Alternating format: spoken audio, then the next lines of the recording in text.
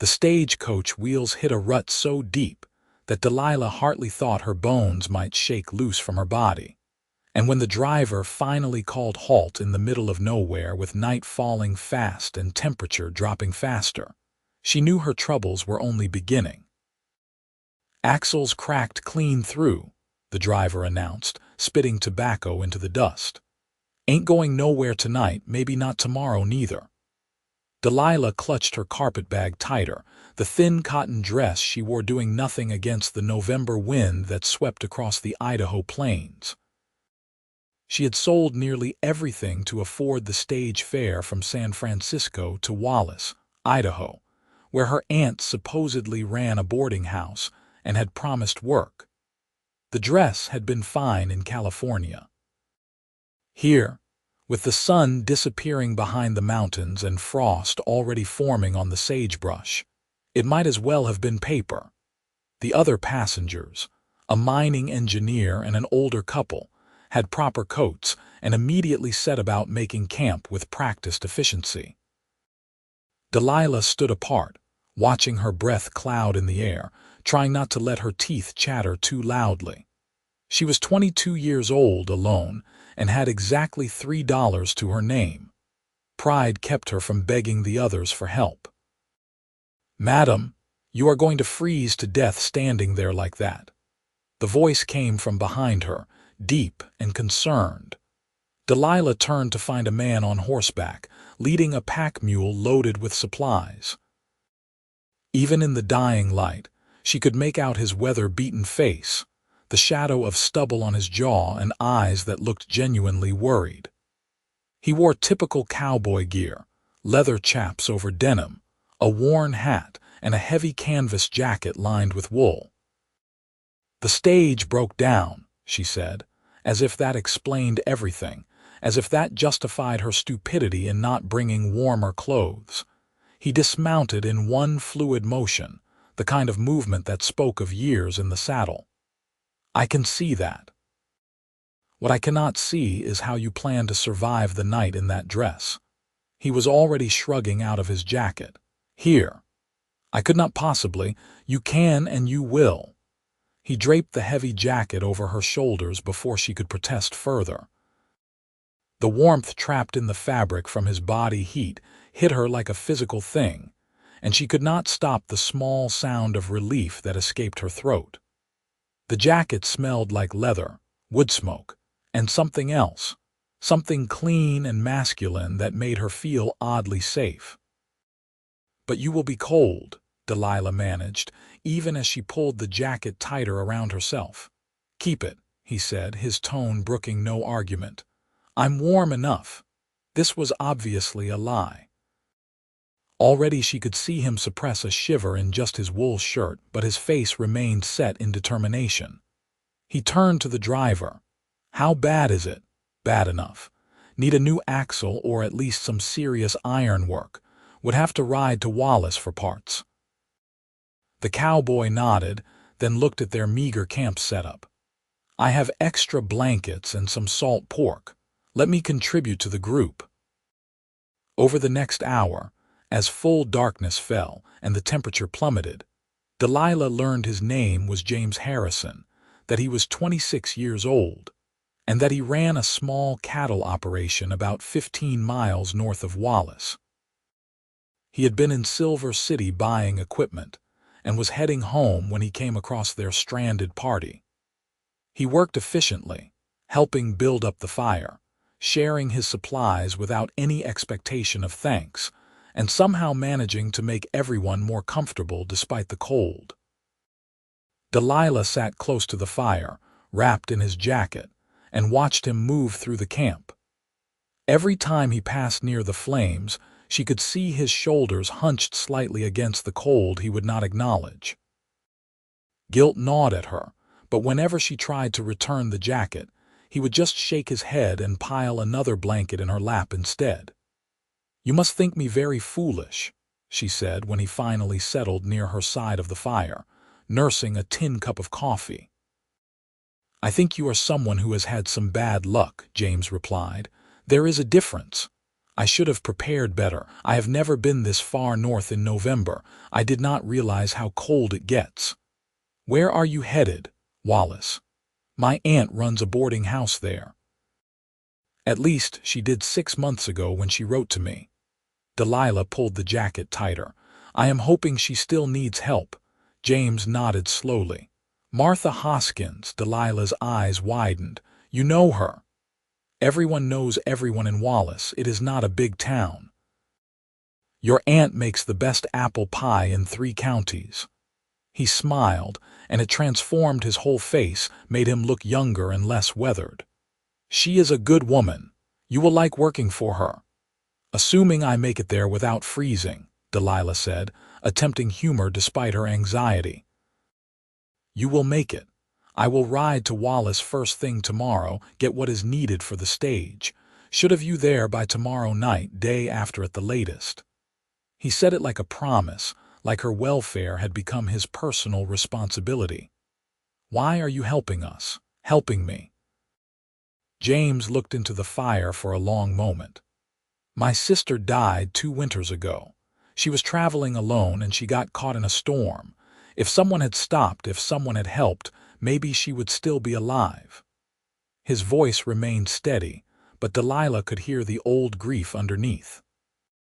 I cannot bring her back, but I can make sure other women do not suffer the same fate.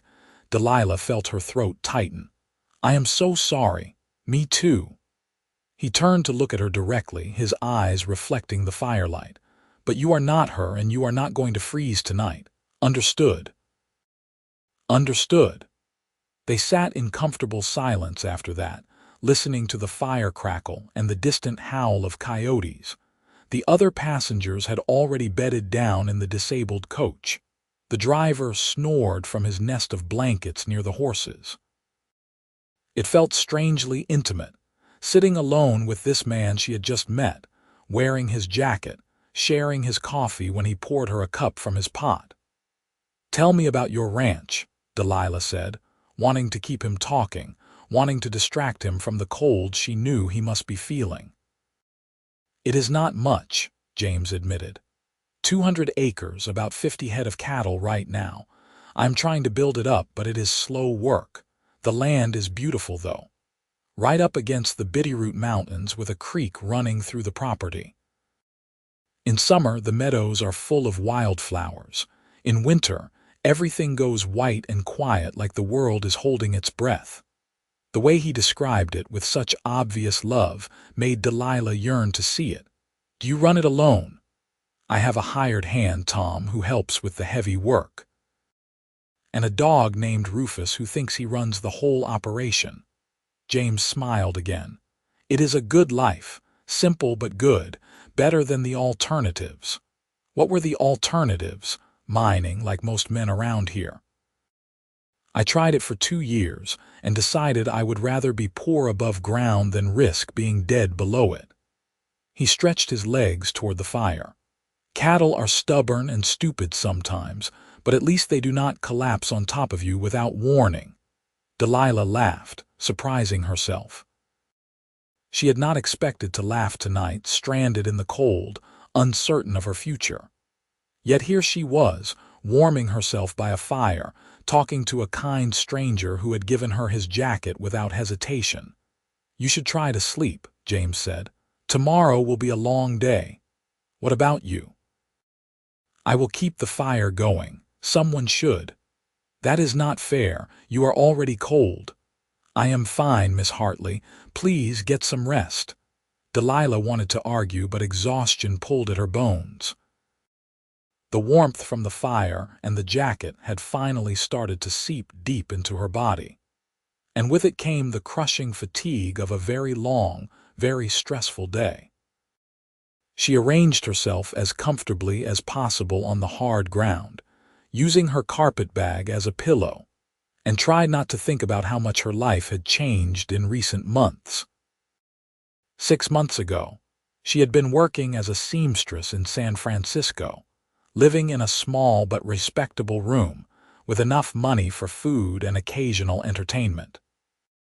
Then the shop owner had died. His nephew had taken over, and the nephew had made it clear that Delilah could keep her job only if she accepted certain arrangements that had nothing to do with sewing. She had refused, been dismissed, and spent the next 3 months watching her savings dwindle while she searched for other work in a city full of women who could sew. When her aunt's letter arrived, offering room and board in exchange for help at the boarding house, Delilah had sold everything she could not carry and bought the stage ticket. It had felt like salvation.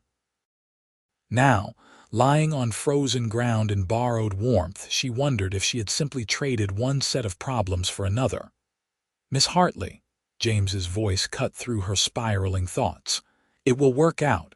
Whatever you are worried about, it will work out." "How do you know?" "Because you are the kind of person who makes things work out. I can tell." Delilah wanted to believe him. She closed her eyes and let the crackle of the fire lull her into uneasy sleep.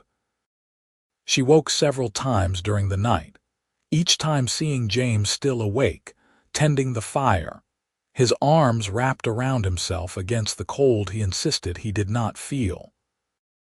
Once, near dawn, she woke to find him walking a perimeter around their camp, checking on the horses, his breath fogging in the frigid air. She pretended to be asleep when he returned, not wanting to start another argument about the jacket. When real morning came, gray and cold, James was already saddling his horse. "I am riding to Wallace now. Should be back by mid-afternoon with what we need. There is coffee on the fire and some hardtack in my pack. Help yourselves." "Wait," Delilah scrambled up, still wrapped in his jacket. "Let me return this. You will freeze." "I have a blanket I can wrap around my shoulders. Keep the jacket, Miss Hartley, please." He was gone before she could protest further, his horse kicking up dust as he urged it into a steady lope toward the northwest. Delilah stood watching until he disappeared from view, feeling strangely bereft. The mining engineer emerged from the coach, stamping his feet against the cold. "That is a good man," he observed. "Does not see many like that anymore." "No," Delilah agreed quietly. "I suppose you do not." The day passed with agonizing slowness. The driver attempted some repairs, but confirmed he needed proper parts. The older couple, Mr. and Mrs. Patterson, turned out to be surprisingly good company, sharing stories of their travels and offering Delilah some dried fruit from their supplies. Still, Delilah found herself constantly looking toward the horizon, waiting for James to return. What if something happened to him? What if his horse threw a shoe or he encountered trouble? The worry sat heavy in her chest, which was ridiculous because she had only just met the man. Yet he had shown her such kindness, had given so freely of what he had, that the thought of him coming to harm because of her made her feel physically ill. It was nearly 3 o'clock when she spotted the dust cloud that announced his return. Relief flooded through her so intensely that her knees felt weak. James rode in with a pack mule loaded with supplies, including a new axle. "Got lucky," he announced to the driver. "Blacksmith had one that should fit with some adjustment." The two men set to work immediately, and Delilah tried to help where she could, holding tools and fetching things. She noticed James still had not taken his jacket back, was still making do with just his shirt and a blanket he had tied around his shoulders. When she approached him with the jacket, intending to insist he take it, he just shook his head. "Few more hours, Miss Hartley. Let me finish this first." Those few hours stretched into evening. The repair was more complicated than anticipated, requiring some creative metal work and a lot of cursing from both James and the driver. By the time they declared the coach roadworthy again, the sun was setting and the temperature was dropping. Too dark to start now, the driver decided. "We will leave at first light. Should reach Wallace by noon." They made camp again, and this time James accepted his jacket back only because Delilah threatened to refuse dinner if he did not. They ate salt pork and beans heated over the fire, and the conversation flowed easily among the group. The Pattersons were heading to Wallace so Mr. Patterson could take a job as an accountant for one of the mining companies. The engineer, whose name was Robert Stone, was surveying for a new silver claim. "What about you, James?" Mrs. Patterson asked. "You have family in Wallace?" "No family. Just my ranch and Tom and Rufus." He poked at the fire with a stick. "It is enough. A handsome young man like you not married, that cannot be right." Mrs. Patterson had the determined look of a woman who enjoyed matchmaking. James smiled politely. "I have been too busy building the ranch. Maybe someday." His eyes flicked to Delilah as he said it, just for a second, but she caught it and felt her cheeks flush. She looked down at her plate, suddenly very interested in her beans. The night passed more comfortably than the previous one, with better preparation and more supplies. James still kept the fire going, but this time he had his jacket and proper blankets, and Delilah did not feel quite so guilty. She slept better, dreaming of meadows full of wildflowers and mountains dusted with snow. They broke camp at dawn and loaded back into the coach. James rode alongside them, saying he was heading to Wallace anyway and might as well see them safely in. The morning was brutally cold but clear, and as they traveled, the landscape gradually shifted from open plains to rolling hills dotted with pine trees. Wallace, Idaho came into view just before noon, nestled in a valley with mountains rising on all sides.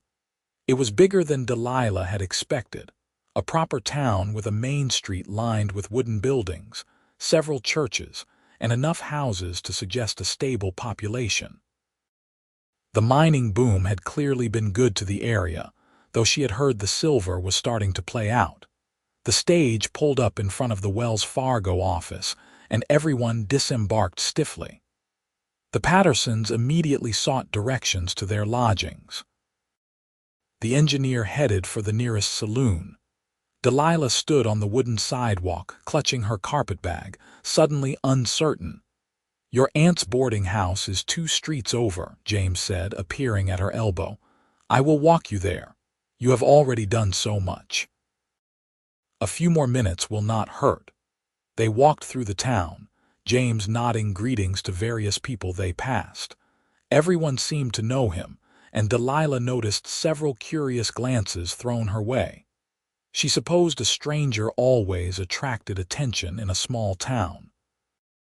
Martha Hoskins's boarding house was a large, well-maintained 2-story building painted cheerful yellow. A sign in the window advertised clean rooms and hot meals. James held the door open, and Delilah stepped into a warm front hall that smelled like fresh bread and lemon polish. "Hello," she called. A door at the back opened and a woman emerged, wiping her hands on her apron. She was perhaps 50, with gray-streaked brown hair and a comfortable figure. When she saw Delilah, her face lit up with recognition. "Delilah, oh my stars, is that you?"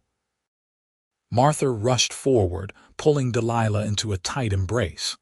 "I got your telegram saying you were coming, but I expected you yesterday. I was starting to worry. The stage broke down. We had to camp overnight while repairs were made." Delilah returned the hug, feeling emotional. "I am so glad to finally be here. And you brought James Harrison with you?" Martha looked between them with open curiosity. "That is interesting."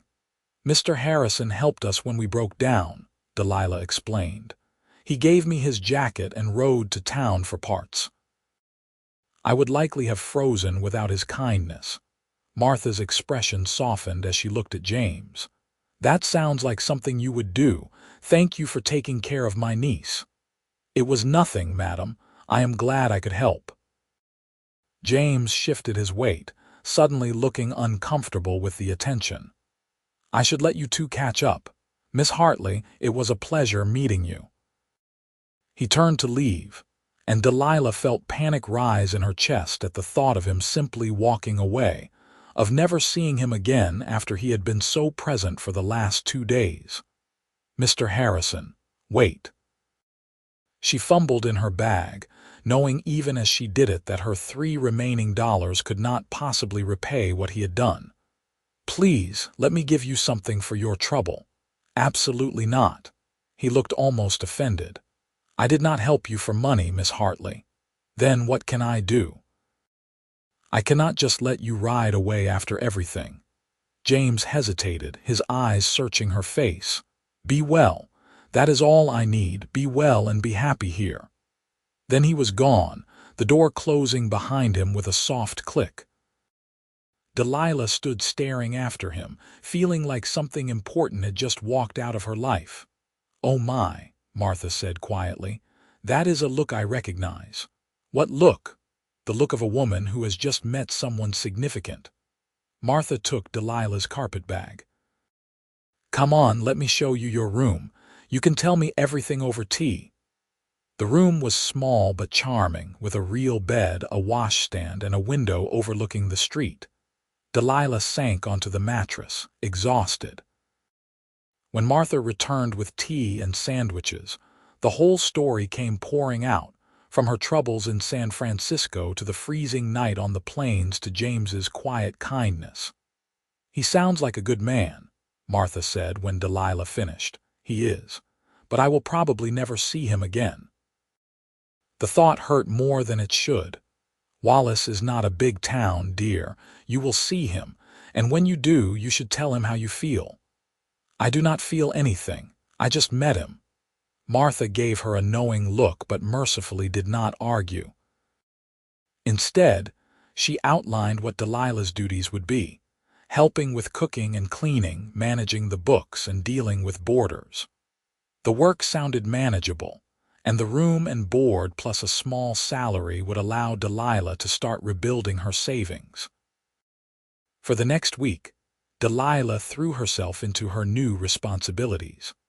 Martha's boarding house had 6 rooms upstairs, currently housing 4 long-term boarders, all men who worked at the nearby mines or sawmill. They were respectful and quiet, and Delilah quickly fell into a routine of early mornings cooking breakfast, afternoons cleaning and doing laundry, and evenings helping Martha prepare dinner. It was good, honest work, and Delilah was grateful for it.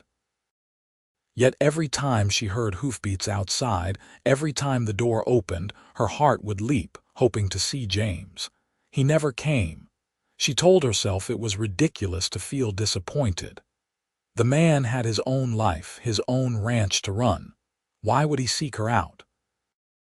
On her first Sunday in Wallace, Martha insisted Delilah accompany her to church. The small wooden building was packed with townspeople, and Delilah felt conspicuous as one of the few new faces. She followed Martha to a pew near the middle and tried to focus on the service. Halfway through the opening hymn, someone slid into the pew behind them. Delilah did not turn around, but she felt the hair on the back of her neck prickle with awareness. When they sat down after the hymn, she risked a glance backward and met James's eyes. He smiled, just a small quirk of his lips, and gave her a tiny nod. Delilah faced forward again, her heart hammering. He was here. She would get to see him, talk to him after the service ended. Except when the service concluded and people began filing out, James disappeared into the crowd before she could reach him. Delilah stood on the church steps with Martha, searching the dispersing congregation, but he was gone. "He is a shy one," Martha observed. "You will have to be more direct." "I am not pursuing him, Aunt Martha." "Why not? You clearly like him, and from the way he looked at you during the sermon, I would say the feeling is mutual." Delilah wanted to argue but could not find the words. The truth was she did like James Harrison. She liked his quiet strength, his kindness, the way he helped without expecting anything in return. She liked his smile and his dedication to his ranch, and the way he had given her his jacket without hesitation. But liking someone and doing something about it were 2 different things. Monday morning brought a surprise. Delilah was sweeping the front porch when a wagon pulled up, driven by an older man with a weathered face and a cheerful demeanor. "Morning, miss. Got a delivery for Martha Hoskins. I can take it. What is it?" "Not rightly sure. James Harrison paid me to bring it from his place." The man hopped down and unloaded a wooden crate from the wagon bed. "Said it was important to get here today." "James." Delilah's hands trembled slightly as she signed for the delivery and carried the surprisingly light crate inside. Martha emerged from the kitchen, wiping her hands. "What have you got there?" "It is from Mr. Harrison." They opened the crate together and Delilah gasped. Inside, carefully wrapped in paper, was a beautiful wool coat, deep green in color with a warm lining and proper buttons. Underneath was a matching scarf and gloves, and at the bottom, a brief note in masculine handwriting. "Miss Hartley, I realized after our meeting that you still lacked proper winter clothing for Idaho. Please accept these as a welcome gift to Wallace. You should not have to rely on borrowed jackets. Respectfully, James Harrison." "Oh my," Martha breathed. "That coat is not cheap. He must have ridden all the way to Coeur d'Alene to find something that nice." Delilah ran her hands over the soft wool, feeling overwhelmed. This was too much, too generous. She could not possibly accept it. Except she desperately needed a warm coat, and he had known that, had cared enough to do something about it. "I have to thank him," she said. "Yes, you do. And I think you should do it in person, not with a note." Martha had a gleam in her eye. "His ranch is about 15 miles north. You could ride out there tomorrow. I can spare you for a day." "I cannot just show up uninvited at a man's ranch." "Why not? He sent you a coat. The least you can do is thank him properly." Delilah knew her aunt was meddling, but she could not deny the pull she felt. She wanted to see James again, wanted to see his ranch that he had described so lovingly, wanted to spend more time in his calm, steady presence. "I do not have a horse. You can borrow mine. She is gentle." "I do not know the way." "North on the main road until you reach Pearson Creek, then follow the creek west. You will see his gate." Delilah ran out of excuses. "What if he does not want me there?" "Then he would not have sent the coat, dear. Trust me on this." Tuesday morning dawned cold and clear. Delilah wore her new coat, grateful for its warmth, and set out on Martha's mare with a basket of fresh bread and preserves as a thank-you gift. The ride was beautiful, through pine forests and across open meadows already brown with winter dormancy. She found Pearson Creek easily enough and followed it west, her nervousness growing with each mile. James's ranch appeared around a bend in the creek, and it was exactly as he had described. A simple log cabin sat in a clearing with a barn, a corral, and several outbuildings. The property was nestled against the mountains, and even in late November it was beautiful. Smoke rose from the cabin chimney, and she could see cattle grazing in a distant pasture. As she approached, a large brown dog bounded out, barking enthusiastically but with his tail wagging. This must be Rufus. He circled her horse, sniffing and making friendly sounds. "Rufus, down." James emerged from the barn, then stopped short when he saw who his visitor was. "Miss Hartley." "Hello, Mr. Harrison. I hope I am not intruding." Delilah dismounted, clutching her basket. "No, not at all. I am just surprised." He walked toward her, wiping his hands on his pants, looking uncertain. "Is everything all right? Is Martha okay?" "Everything is fine. I came to thank you for the coat." She gestured to what she was wearing. "It is beautiful and far too generous." "It is practical. You needed one." He shrugged, but she could see the pleasure in his eyes that she had come, that she was wearing his gift. Still, it was incredibly kind. "I brought you some bread and preserves. It is not nearly enough to repay you, but you do not need to repay me." James took the basket anyway, his fingers brushing hers briefly. The contact sent a spark up her arm. "Thank you. Tom and I will enjoy this. Tom, my hired hand. He is out checking fence lines today. James seemed to realize they were standing awkwardly in his yard. Would you like to come in? I have coffee on. I would like that. The cabin interior was simple but clean. One large room with a stone fireplace, a kitchen area, a table and chairs, and a bed in the corner. It smelled like coffee and wood smoke, and Delilah found it incredibly comfortable despite its Spartan furnishings. James poured coffee into 2 tin cups and gestured for her to sit at the table. They sat in silence for a moment, the awkwardness of 2 people who barely knew each other but felt connected nonetheless. Your ranch is lovely, Delilah finally said. Just as you described it. Thank you. It is home. James wrapped his hands around his cup. How are you settling in at the boarding house? Well, my aunt is wonderful and the work is manageable. I think I am going to be happy in Wallace. Good. That is good. He looked like he wanted to say more but was not sure how. Delilah gathered her courage. Mr. Harrison, may I ask you something? Of course. And please call me James. James, then. Why did you help me?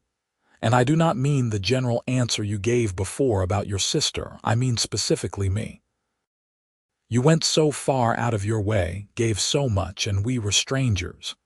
James was quiet for a long moment, staring into his coffee. When he finally spoke, his voice was low and honest. When I saw you standing there, shivering in that thin dress, looking so lost and scared, something in my chest just cracked open. I could not ride past. I could not leave you there. And then, when I got to know you a little, I found myself wanting to keep helping, wanting to make sure you were all right.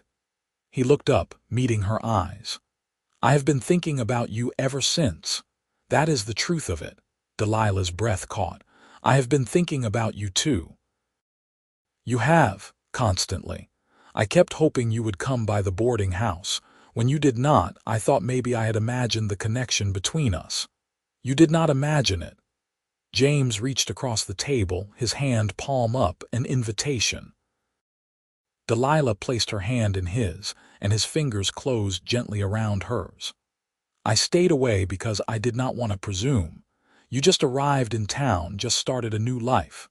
I thought maybe the last thing you needed was some cowboy complicating things. What if I want things complicated? James smiled, the real, transformative smile she had seen that first night by the fire. Then I would be happy to oblige. They talked for hours, the conversation flowing easily now that the truth was between them. James told her about his dreams for the ranch, about wanting to expand the herd and maybe buy the adjacent property. Delilah told him about her life in San Francisco, about her love of sewing, and how she hoped to maybe make some extra money taking in mending.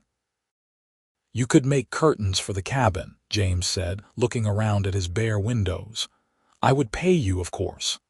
I would not charge you, not after everything you have done for me. Then we are at an impasse because I will not accept free labor. They laughed, and it felt wonderful, natural. When Delilah finally noticed the sun lowering toward the horizon, she realized with a start that she had been there for over 4 hours. I should go. My aunt will worry. Let me ride back with you. It will be dark soon, and I do not like the idea of you traveling alone. They saddled up, and James rode alongside her on the return journey, close enough that their knees occasionally bumped. At the edge of Wallace, he reined in his horse. May I call on you? Properly, I mean. With your aunt present and everything correct, Delilah's heart soared. I would like that very much. Sunday afternoon, she agreed.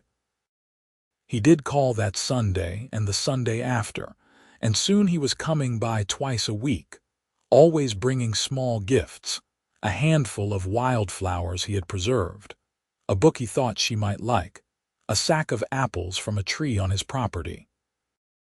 Martha served tea and cake and left them alone in the parlor more than was probably proper, but Delilah did not care. she was falling in love. It was that simple and that complicated. Every time she saw James, her feelings deepened.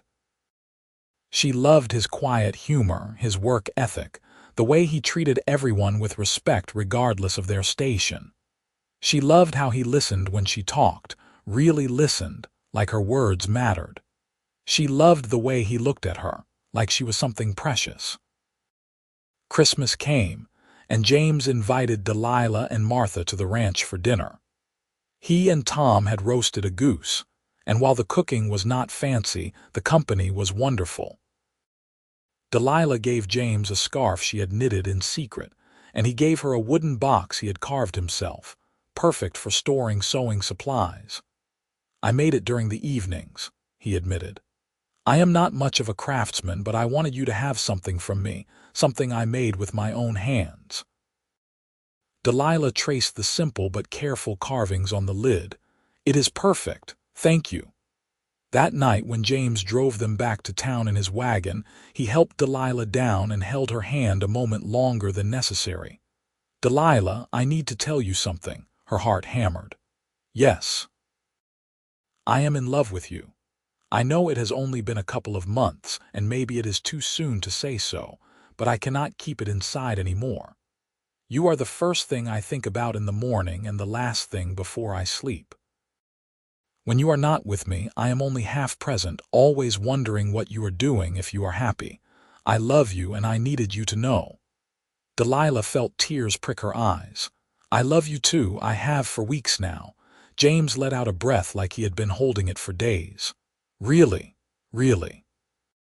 "Completely, utterly." He pulled her close, and she went willingly, wrapping her arms around his waist and resting her cheek against his chest. She could hear his heart pounding, as wild as her own. They stood like that for a long moment, just holding each other in the cold December night. When they finally pulled apart, James cupped her face in his hands. "May I kiss you, please?" The kiss was soft and sweet and perfect, full of promise. When it ended, they were both smiling. January brought bitter cold and heavy snow, but Delilah barely noticed, wrapped as she was in the warmth of new love. James came to town every Sunday without fail, and on her days off, Delilah rode out to the ranch, helping where she could and just enjoying being near him. In February, James asked her to marry him. They were sitting by the fire in his cabin, and he got down on one knee with a simple gold band that had belonged to his mother. "It is not much," he said, "and I cannot promise you riches or an easy life. But I can promise you all my love, all my days, and the best life I can build for us. Will you marry me, Delilah?" "Yes," she whispered, then louder. "Yes, absolutely yes." They married in March in the same church where Delilah had first seen him after arriving in Wallace. Martha cried happy tears, and Tom served as James's best man. Half the town showed up, curious to see the cowboy and the seamstress who had found each other in the most unlikely way. Delilah moved to the ranch, and life took on a new rhythm. She helped with the cattle, cooked meals, kept the cabin warm and welcoming. James built her a small workroom where she could sew, and word spread that Mrs. Harrison was available for mending and dressmaking. The extra income was modest but helpful. Their first year of marriage was not without challenges. Money was tight, especially after a late spring frost killed some of their hay crop. James worked himself nearly to exhaustion trying to keep the ranch running, and Delilah took extra sewing jobs to help make ends meet. But they faced it together, and somehow that made it bearable. At night, they would lie in bed, wrapped in each other's arms, and talk about their dreams. James wanted to breed better cattle, wanted to build a reputation for quality livestock. Delilah wanted to eventually open a dress shop in Wallace. They were modest dreams, practical dreams, but they were theirs. In October, nearly a year after that cold night when they first met, Delilah realized she was pregnant. She told James over dinner, watching his face transform from confusion to comprehension to absolute joy. A baby. He got up so fast his chair tipped over. We are having a baby in the spring. April or May, I think. James pulled her into his arms, holding her so tight she could barely breathe. I cannot believe it. We are going to be parents. Are you happy? Happy does not begin to cover it. I am terrified and thrilled and grateful and a dozen other things I do not have words for. He pulled back to look at her. Are you happy? So happy. I did not know I could be this happy. Their son was born in late April 1884, a healthy boy with James's dark hair and Delilah's gray eyes. They named him Thomas James Harrison, after James's father and grandfather. Holding her son for the first time, Delilah marveled at how her life had changed, how a single night of freezing in a thin dress had led to this perfect moment. "Thank you," she whispered to James, who sat on the edge of the bed, looking at his son with wonder. "For what?" "For giving me your jacket, for caring about a stranger, for loving me." James leaned over and kissed her forehead. "I would do it 1,000 times over. You and Thomas are my whole world." Life with a baby was exhausting and wonderful in equal measure. Tom proved to be surprisingly good with children, and Martha visited often, spoiling her great-nephew outrageously. The ranch continued to grow slowly but steadily, and Delilah managed to balance motherhood with her sewing work, though she had less time for it now. When Thomas was 18 months old, Delilah became pregnant again. This time, she had twin girls, Alina and Rose, born in December 1885. The cabin felt suddenly very crowded with 3 small children, but James was already planning an addition. "We need more room," he said, sketching plans on paper. 2 more bedrooms at least and a bigger kitchen. "Can we afford it? We will make it work. We always do." The addition took 2 years to complete, built slowly as time and money allowed, but when it was finished, the cabin had transformed into a proper house. Delilah sewed curtains for every window, made quilts for every bed, and created a home that felt warm and welcoming. The children grew, noisy and happy. Thomas was serious and responsible like his father, always helping with chores. Alina was wild and fearless, constantly climbing things she should not. Rose was gentle and artistic, spending hours drawing pictures of the ranch animals. James's cattle operation gained a reputation for quality, and buyers started seeking him out specifically. By 1890, the ranch had expanded to 500 acres and 150 head of cattle. They hired another hand, a young man named David who reminded Delilah of James at that age, serious and hardworking. Money was no longer quite so tight, though they were far from wealthy. They could afford small luxuries now: new books, occasional trips to Coeur d'Alene, a piano that Delilah taught herself to play. The children had good clothes and full bellies. It was a good life, the one they had built together. On their 10th wedding anniversary, James took Delilah on a picnic to the meadow above the ranch, the one he had told her about that first night by the fire. It was summer, and the wildflowers were in full bloom, just as he had described. "You remember when I told you about this place?" he asked as they sat on a blanket, watching the children chase butterflies. "I remember everything about those first days. Every word you said, every kindness you showed." James took her hand, threading their fingers together. "I knew that night by the fire that you were going to be important to me. I did not know how exactly, but I knew. It was like recognizing something I had been looking for without knowing I was looking. I felt it too. It scared me a little, feeling so much so fast. And now I cannot imagine my life without you. You are woven into every part of me. I love you more now than I did on our wedding day, and I did not think that was possible." James kissed her, long and sweet, while their children played nearby. This was happiness, Delilah thought. This moment, this man, this life they had created from a chance meeting on a cold November night. The years continued to pass, bringing joys and sorrows in equal measure. Martha died peacefully in her sleep in 1895, and Delilah grieved deeply for the aunt who had given her a home. Tom retired from ranch work in 1898, but stayed on in a small cabin James built for him on the property. The children grew into young adults. Thomas took over more and more of the ranch management. Eleanor shocked everyone by announcing her intention to become a teacher. Rose discovered a talent for singing and was offered a position in a choir in Spokane. Through it all, James and Delilah remained the center, the foundation upon which everything else was built. They had weathered droughts and harsh winters, cattle prices dropping and accidents that could have been devastating. They had buried friends and celebrated births and watched Wallace grow from a mining town into a more settled community. One evening in the spring of 1902, they sat on the porch of their house, watching the sunset paint the mountains gold and purple. It had been 18 years since they married, 20 since that night when James had given Delilah his jacket. "Do you ever wonder what would have happened if the stage had not broken down?" Delilah asked, her head resting on James's shoulder. "All the time. But then I remember that I was on that road that day because I decided to take the long way home.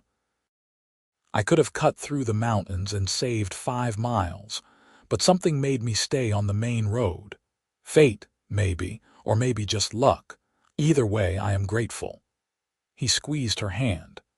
20 years ago, I met a woman shivering in a thin dress and my entire life changed for the better. You saved me that night. You know that, do not you?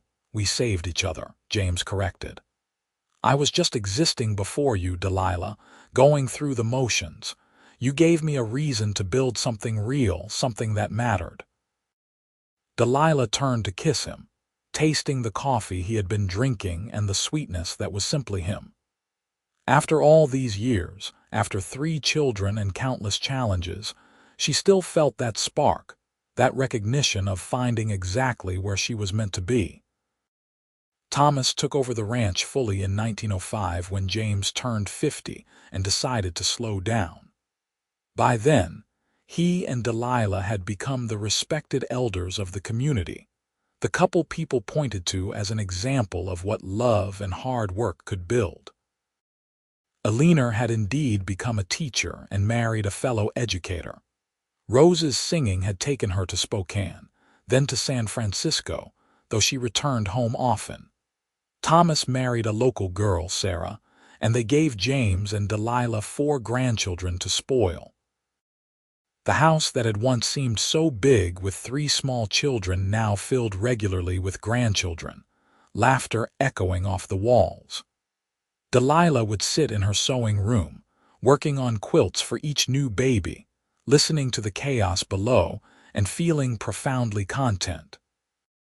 James spent his days helping where he could on the ranch, but mostly enjoying a slower pace. He read, he fixed things around the house, he played with his grandchildren, and every evening he and Delilah would sit on their porch and watch the sunset, just as they had for decades. In 1910, Wallace suffered a terrible fire that destroyed much of the downtown. James and Delilah opened their home to displaced families, cramming 20 people into their house for 2 weeks until other arrangements could be made. It was exhausting and chaotic, but it felt right, paying forward the kindness they had received over the years. By 1915, James was 70 and Delilah 65, and they finally decided to retire fully, signing the ranch over to Thomas while they moved into a small house in Wallace itself. The winters were getting harder to manage on the ranch, and being in town meant being closer to doctors and shops. The transition was strange at first, living in town after so many years on the ranch. But they adjusted, as they always had. They attended church every Sunday, hosted family dinners, and became beloved figures in the community. People who had not been born when they married knew the story of the cowboy and the seamstress who had found love in the cold. On a November evening in 1920, 38 years after that fateful night, James and Delilah sat in their parlor, a fire crackling in the hearth. Outside, snow was beginning to fall, the first of the season. "It is a night like this that we met," James said, watching the snow through the window. "Colder, if I recall, and I was much more miserable." Delilah smiled at the memory. "I thought I might die that night, truly. I had never been so cold. And now I am warm. I have been warm every day since you gave me your jacket." She reached for his hand, her fingers still fitting perfectly between his despite the years. "You kept your promise, James Harrison. You gave me all your love and all your days. You built me a life beyond anything I could have imagined." "We built it together," James said, as he always did. "And I would not change a single moment. Even the hard parts, the scary parts, I would do them all again if it meant ending up here with you." They sat in comfortable silence, holding hands, watching the snow accumulate on the windowsill. 3 children, 9 grandchildren, and 2 great-grandchildren so far. A successful ranch passed down to the next generation. A love that had sustained them through nearly 4 decades of life's trials and triumphs. It was more than enough. It was everything. When spring came and the wildflowers began to bloom in the high meadows, James and Delilah took one last trip to the ranch, to the special meadow where they had celebrated their 10th anniversary and countless other moments. Their family accompanied them, 3 generations climbing the hill together, standing there among the flowers, surrounded by the life they had created. Delilah felt the circle complete. From freezing and lost on a dark November night to this moment of perfect contentment, the journey had been long and sometimes difficult, but worth every step. James pulled her close, and she went into his arms as naturally as breathing. After all these years, he was still her warmth, her shelter, her home. "I love you," he whispered into her hair. "I love you too, always."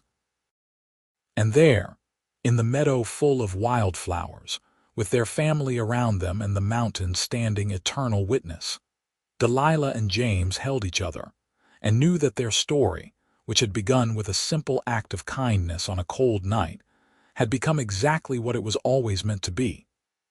A testament to love, to compassion, to 2 souls finding each other against all odds and choosing every single day to build something beautiful together.